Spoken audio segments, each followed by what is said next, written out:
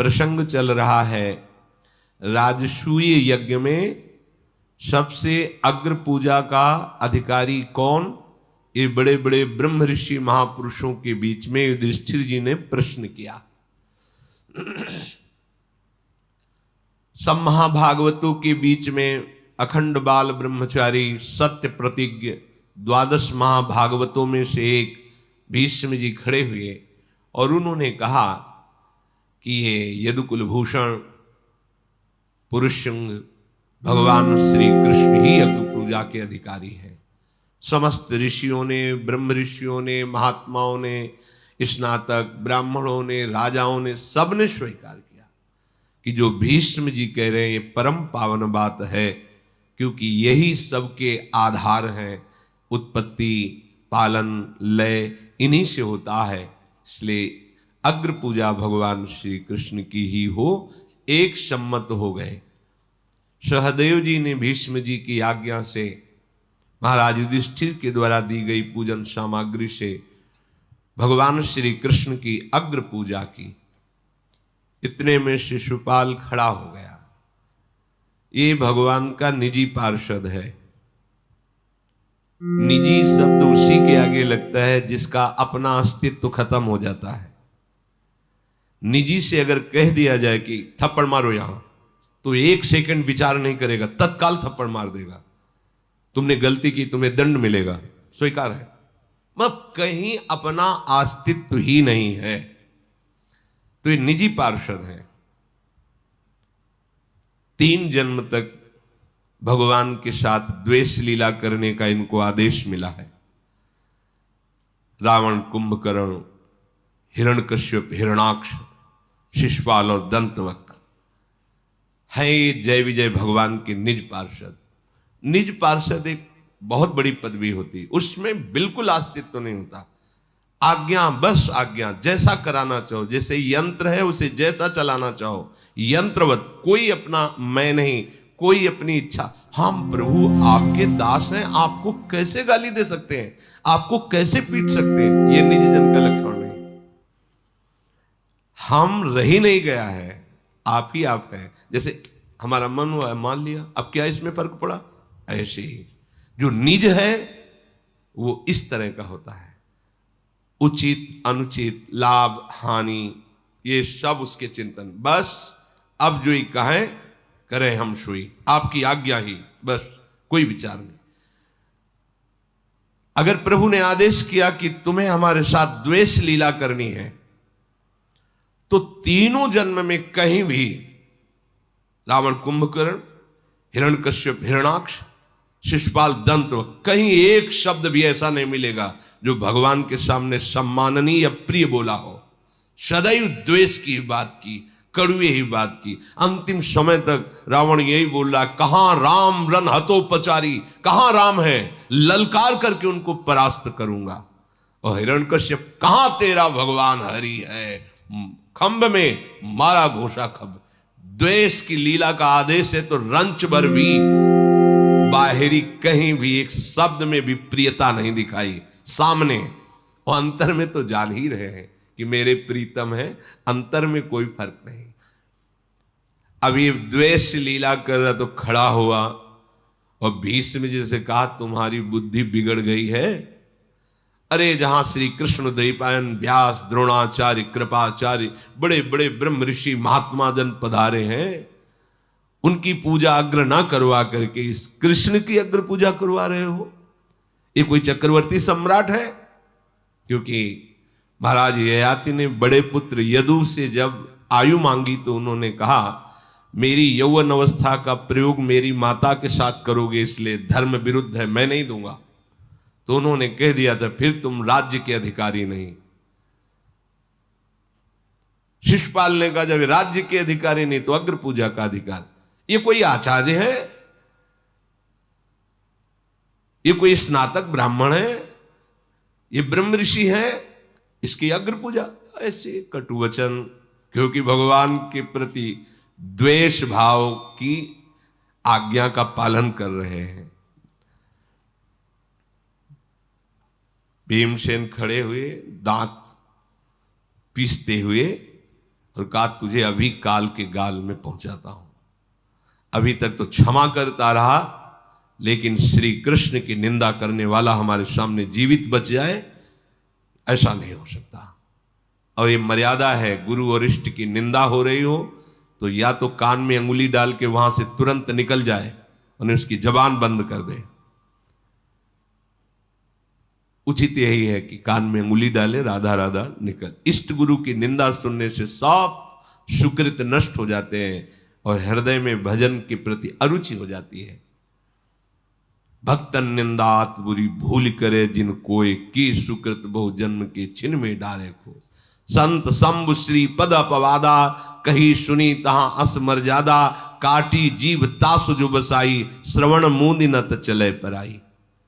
उचित यही है कि कानों में अंगुली डाले, एक शब्द सुनाई न दे और उस सभा से चला जाए जहां हरि गुरु संत निंदा हो रही। जब भीष्म जी ने देखा कि भीम महापराक्रमी है तो राजसू यज्ञ में बड़ा विघ्न पड़ जाएगा, युद्ध छिड़ जाएगा, तो रोक लिया। जैसे बाढ़ में नदियां सब समुद्र में जाती हैं पर समुद्र अपनी तटभूमि को नहीं तोड़ता है, गंभीर रहता है, ऐसे ही भगवान श्री कृष्ण सब कुछ देख रहे हैं। भीम को इशारा किया, बैठ जाओ। भीष्म जी ने भीम से कहा तुम इसे नहीं मार सकते हो, बल पराक्रम के द्वारा ये नहीं मारा जा सकता। भीमसेन ये भगवान का तेज अंश है, कोई साधारण पुरुष नहीं है, और ये सिर्फ भगवान ही से समेट सकते हैं, दूसरा नहीं। इसलिए तुम चाहे जितने पराक्रमी हो, शिशुपाल का कुछ नहीं बिगाड़ सकते, क्योंकि भगवान का तेज है और कोई दूसरा नहीं, भगवत पार्षद है। अब हमें दिखाई दे रहा है कि भगवान अपने तेज को समेटना चाहते हैं, तभी ये इसकी बुद्धि में दुर्बुद्धि आ गई है और ये भगवान को कटुवचन बोल रहा है। शिशुपाल ने कहा भीष्म तुम्हें स्तुति करने का स्वभाव हो गया है, तो तुम कृष्ण की स्तुति क्यों करते हो? स्तुति करना है तो इस राजसूय यज्ञ में एक से एक महापुरुष पधारे, स्तुति करो। बस हम तो फिर दोबारा कहते हैं कि सब सभासद सुन लें, भीष्म की बुद्धि खराब हो गई है, ये ठिकाने में नहीं है। तुम तो भीष्म अब एकांतवास करो, सभा लायक नहीं रह गए हो। शिशुपाल का वचन सुन करके भीष्म जी को बार बार ये लगता है अब क्या करें, इसको कैसे समझाएं। शिशुपाल ने कहा हम राजा लोग तुम्हें जीवित छोड़ रहे हैं भीष्म, इसीलिए तुम नहीं तो सुनो, हमारे पक्ष के जितने राजा हैं सब खड़े हो जाओ, इसका गला घोट के मार देते हैं भीष्म का, ये बहुत स्तुति करता है। भीष्म जी ने कहा हम तुम्हारे राजाओं के द्वारा जीवन दान दे करके जीने वालों में से नहीं है।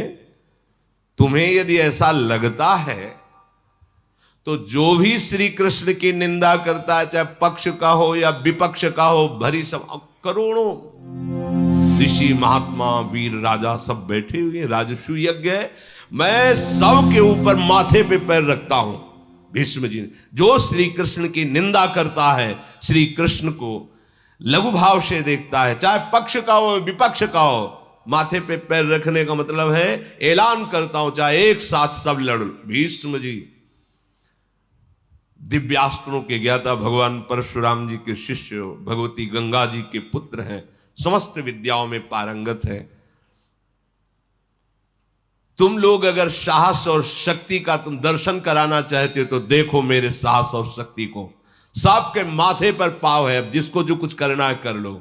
और यदि ऐसा समझते हो कि मेरे से नहीं तो महाबाहु श्री कृष्ण से पूरा त्रिलोक एक तरफ हो जाए तो भी कुछ नहीं बिगाड़ सकता। सभा में विराजमान है, खड़े हो जाओ जिसको युद्ध करना हो। भीष्म की बात सुनते ही शिशुपाल खड़ा हो गया और कहा तुम तो बूढ़े हो, तुमसे नहीं लड़ेंगे, इस कृष्ण से लड़ेंगे। ऐ कृष्ण मैं तुम्हें ललकार रहा हूं, तुम मेरे साथ युद्ध करो। भगवान मुस्कुरा रहे, मुस्कुरा रहे। अगाध गंभीर स्वभाव भगवान श्री कृष्ण का है। क्रोध में भरा हुआ शिशुपाल दहाड़ता हुआ अपने परिकर के साथ मानो जैसे टूट पड़े कोई बाज, ऐसे वो आगे बढ़ रहा है। पांडवजन खड़े हो गए। भगवान ने सब राजाओं से शांत शांत बैठ जाओ। भगवान श्री कृष्ण ने कहा, देखो भूमि पालो, तुम्हें नाराज होने की बात नहीं है। ये हमारी बुआ का लड़का है, कोई और नहीं है, पर इसका स्वभाव मलिन है, इसलिए द्वेष कर रहा है। और हमने इसको कई बार अपराध क्षमा किए हैं। पीछे भी इसने प्राग ज्योतिषपुर में जब हम गए थे तो इसने पीछे से आके द्वारिका में आग लगवा दी थी। उस बात को भी मैं क्षमा किया। एक बार रयुक्तक पर्वत पर महाराज उग्रसेन विराजमान थे। इसने सब सेवकों को मार करके बड़े बड़े सभापतियों को बंदी बना लिया था। उस समय भी हमने क्षमा किया था। बहुत बारी हमारे पिता वसुदेव जी का भी अपराध किया है, हमने क्षमा किया है, क्योंकि मेरी बुआ ने कह दिया था कि इसके अपराध को क्षमा करना। तो मैंने कहा था कि 100 अपराध तक इसको हम कोई दंड नहीं देंगे। अब वो सीमा समाप्त हो चुकी है। तुम सब राजा देखो, कोई दोष मत देना। ये न जाने कितने अपराध कर चुका है, पर मैं इसे क्षमा करता रहा। अब ये अभद्र व्यवहार इसका सहने योग्य नहीं है और इसके अपराध पूरे हो चुके हैं। आज मैं इस अहंकारी को इसके बल और इसकी वीरता का अनुभव कराता हूं कि ये क्या है। सब राजा शांत होकर के बैठे हुए शिशुपाल को धिक्कार रहे हैं कि ऐसे पावन राजसू यज्ञ में कलह मचा रहा है। शिशुपाल बड़ा खिलखिला के हंसा। हाँ, बल नहीं है ना तो बातों की चतुरता से सब राजाओं को अपने पक्ष में करना चाहते हो। कृष्ण, तुम्हें पता है मैंने रुक्मिणी को चाहा था और दूल्हा बन करके ब्याह करने गया था, पर तुम बल विक्रम तो है नहीं, तो हरण करके ले गए। अब बेचारे को कितना अक्ल है, कोई दूल्हा बन करके जाए, नगर में स्वागत हो, दुल्हन कोई और ले जाए, फिर वापस खाली आवे। कह रहा है मेरे हृदय में वो जलन आज तक है। कृष्ण, तुम ये सभा को बोले कि मैं बुआ के कारण क्षमा करता रहा, मत क्षमा कर। तेरे में जितना बल हो, मैं कहता हूं बल का प्रयोग करके दिखा। शिशुपाल बोलता गया। भगवान शांत रहे। इसके बाद सुदर्शन चक्र का स्मरण किया। हजारों सूर्यों जैसी कांति और भारी घरघराहट के साथ सुदर्शन चक्र की ऐसी महिमा है कि अगर एक को मारना है तो 100 अरे वाला, हजारों को मारना है तो सहस्त्र अरे वाला, अगर करोड़ों अरबों को मारना है तो अनंत अरे वाला प्रकाश। आज तक सुदर्शन का कोई जोड़ नहीं। भगवान का दिव्य अस्त्र है। भगवान के कर कमल पर नृत्य करने लगा। भगवान श्री कृष्ण ने कहा, महिपालो, ऋषि मुनियों सब सुनो, अभी तक इसका अपराध क्षमा करते रहे, पर अब नहीं। और शिशुपाल, ले, बहुत वीर बनता है, संभाल मेरे इस चक्र को। और भगवान ने जो सुदर्शन चक्र है शिशुपाल की वध करने के लिए आज्ञा की। भयंकर गर्जना करते हुए शिशुपाल की गर्दन को उतार लिया सुदर्शन चक्र ने। सब राजाओं ने देखा कि उसके शरीर से एक दिव्य तेज निकला और वो भगवान श्री कृष्ण की परिक्रमा करके और भगवान में ही लीन हो गया। अब वो अपने निज स्वरूप, पार्षद स्वरूप को प्राप्त हुआ। ये बड़ा आश्चर्य हुआ कि शिशुपाल का तेज भगवान में लीन हो गया, और जबकि भगवान को गालियां दे रहा था। दोनों भाव से उसको भगवत प्राप्ति निश्चित होनी ही थी। एक तो भगवान का पार्षद, और दूसरी बात भगवान के सिवा और कुछ चिंतन ही नहीं करता था। उसको इतना द्वेष था कि केवल श्री कृष्ण का ही चिंतन करता था। तो भगवान श्री सुखदेव जी ने कहा है कि किसी भी भाव से सही, यदि आप भगवान का निरंतर चिंतन करोगे तो वृत्तियां ब्रह्म में जुड़ती हैं। इसलिए ब्रह्माकार वृत्ति, कृष्णाकार वृत्ति होने के कारण आपको भगवत प्राप्ति ही होगी। जैसे कंस भय से हर समय श्री कृष्ण का चिंतन करता था। किसी भी भाव से, रिश्ते नाते सुहृद, कैसे भी भाव से भगवान से चित्त वृत्ति जोड़ दी जाए, उसका परम मंगल होता है।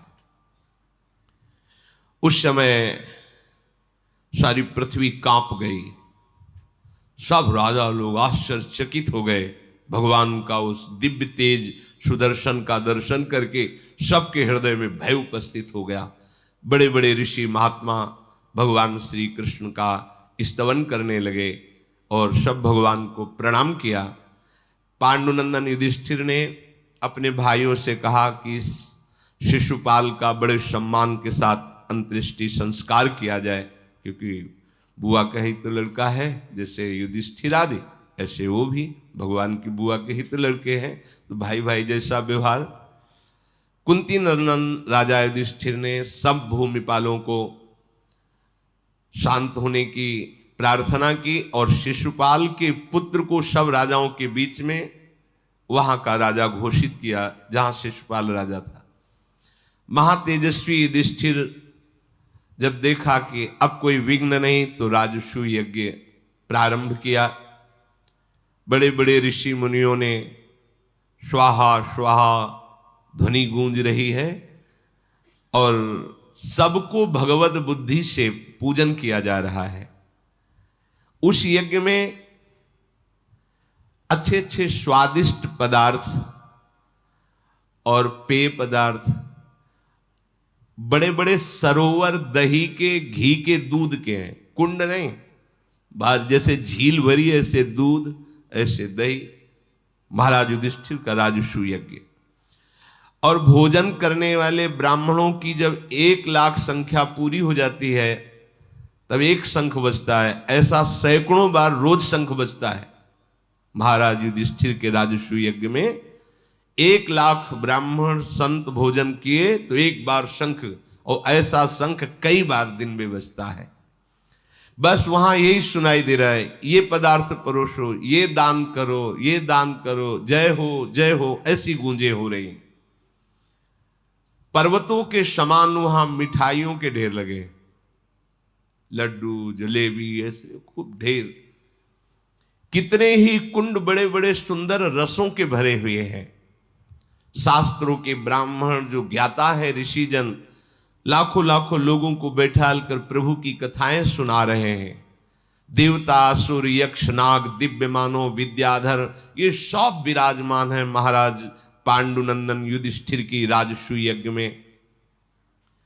वहां हर समय कोई भी आवे जो मांगे वही मिलेगा।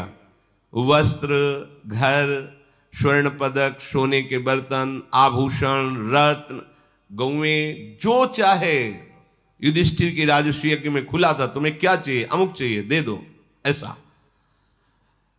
जितने ब्राह्मण आए हुए थे, ब्रह्म ऋषि आए हुए थे, दक्षिणा में 1 करोड़ स्वर्ण मुद्रा है, 1 करोड़ स्वर्ण मुद्रा, क्योंकि द्वारिका से अपार धनराशि आई थी भगवान श्री कृष्ण लाए, और चारों दिशाओं से चारों भाइयों ने विजय प्राप्त करके बहुत सी धनराशि, और स्वयं जो महामायावी मायासुर है ऐसी सभा की रचना की थी जहां दिव्य रत्न विराजमान थे, कोई कमी नहीं थी। अक्षय भंडार भगवान जहां है।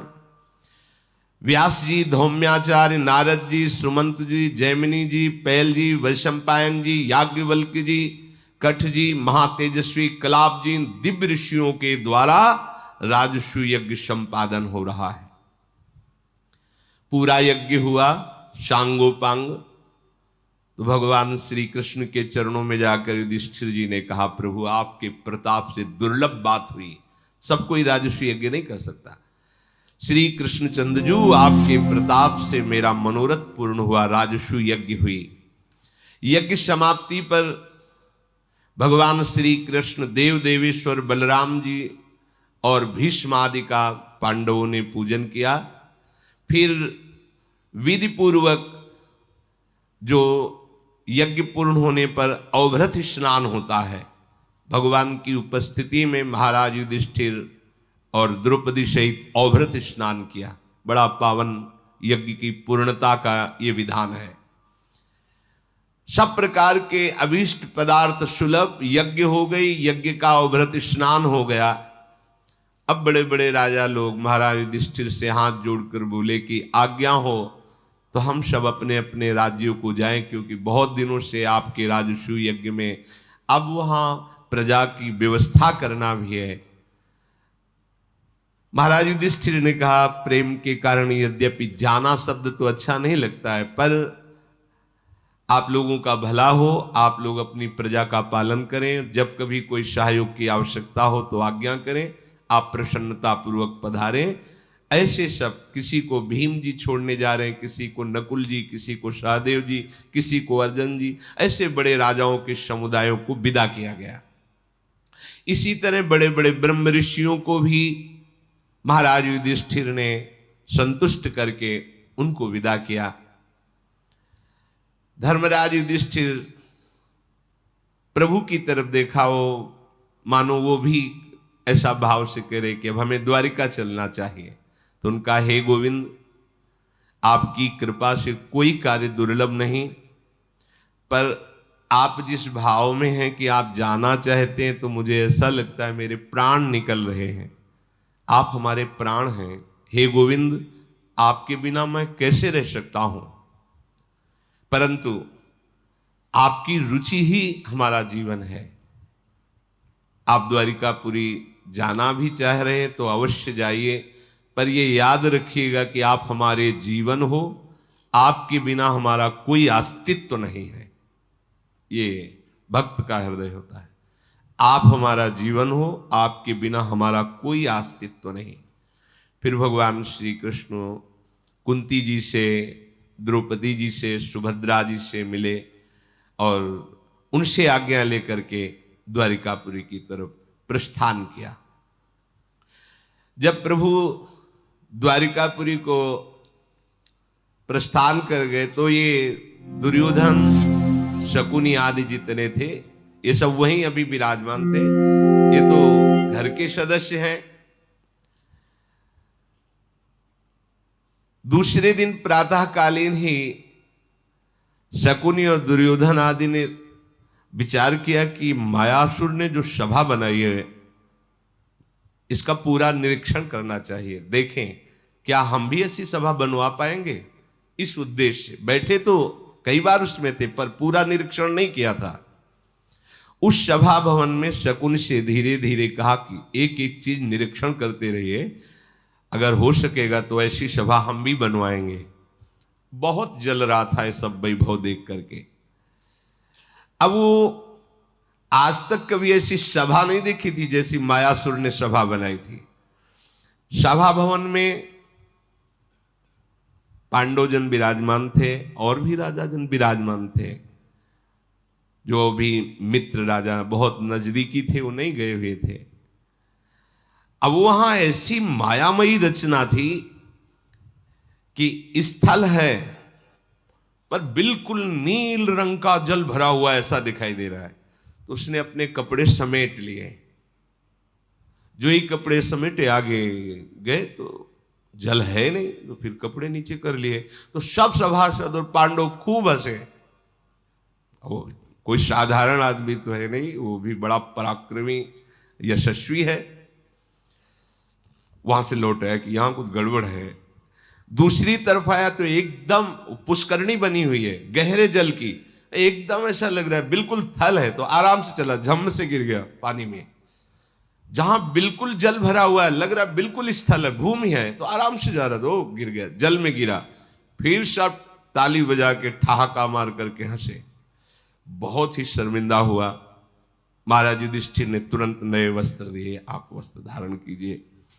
पर भीम का ठहाका बंद नहीं हुआ। दुर्योधन देख रहा है। ये कभी यहां इसमें ऐसा नहीं लिखा कि अंधे के, ऐसा असभ्य बर्ताव पांडवों के द्वारा नहीं हो सकता। जैसे ऐसे कहने में आता है कि द्रौपदी जी ने कहा कि अंधों के अंधा, ऐसा नहीं। अमर्यादित शब्द पांडवों के मुख से नहीं निकल सकता, ऐसा शब्द किसी ने नहीं कहा। ये भगवान व्यास देव जी के द्वारा रचित संस्कृत से एक भी शब्द समाधि से अलग नहीं है।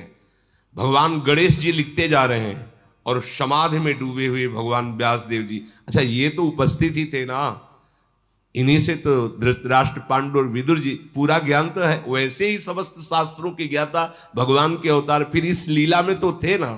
एक भी शब्द, असभ्य शब्द नहीं बोले, पांडवजन। जैसा है कहा जाता है कि द्रौपदी जी ने कहा अंधे के अंधा ही पैदा हो, असभ्य थोड़ी है द्रौपदी, ऐसा नहीं। पांडवों से एक भी शब्द असभ्य नहीं निकल सकता।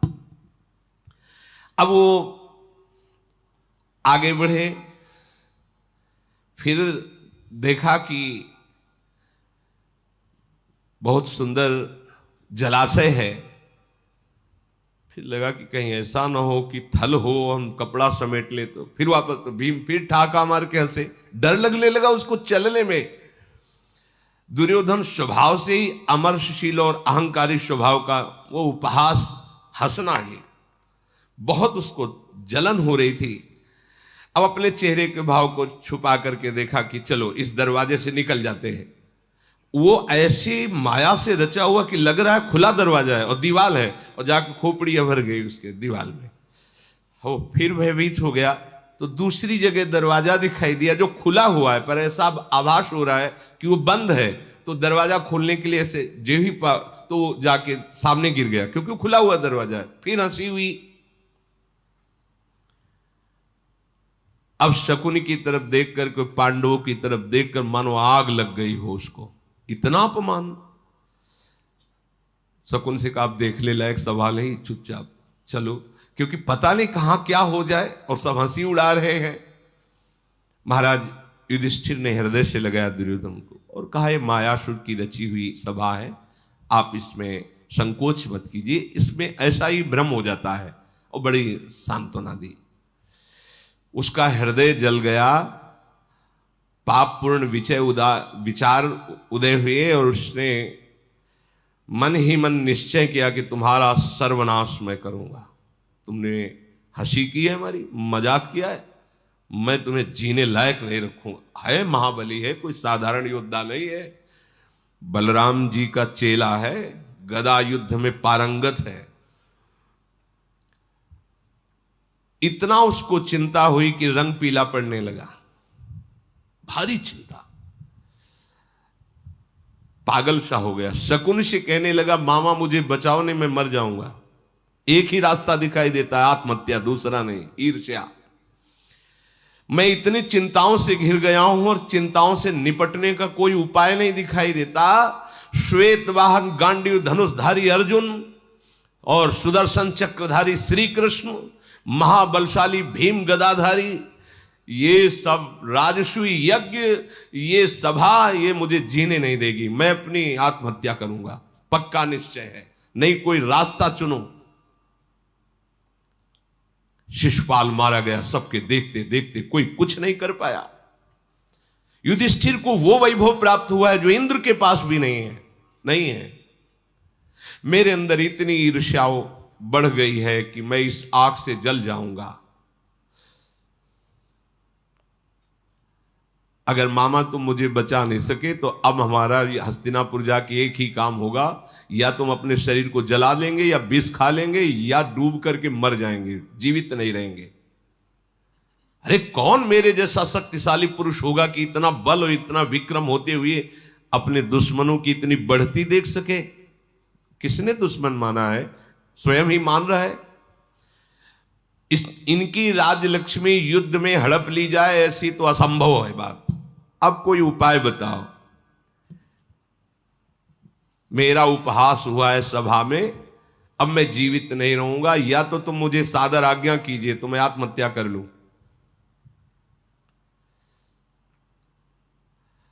बोले तुम चिंता मत करो, तुम पहले एक बार हस्तिनापुर चलो। श्री कृष्ण, सब देवता, असुर मिलकर के भी, जहां श्री कृष्ण है वहां कोई कुछ बिगाड़ नहीं सकता। इसलिए मुझे विचार करना पड़ेगा कि जहां श्री कृष्ण उपस्थित ना हो फिर इनको परास्त किया जाए। अगर युद्ध के लिए तुम ऐलान करोगे तो तत्काल आ जाएंगे श्री कृष्ण। अब हम इस पर विचार करेंगे। एक गांडीव धनुषधारी अर्जुन अगर गांडीव में प्रत्यंचा चढ़ा ली तो कोई जीत नहीं सकता, तो इनका गांडीव भी जहां काम ना आवे, मुझे ऐसी युक्ति सोचनी पड़ेगी। भीम की गदा भी जहां काम ना आवे, मुझे ऐसी युक्ति सोचनी पड़ेगी, नहीं तुम जीत नहीं पाओगे। और ऐसी युक्ति निकालूंगा कि सभा, इंद्रप्रस्थ और मैं, पांचों पांडव अस्त्र सहित तुम्हारे गुलाम हो जाए, तुम मरने की बात छोड़ दो।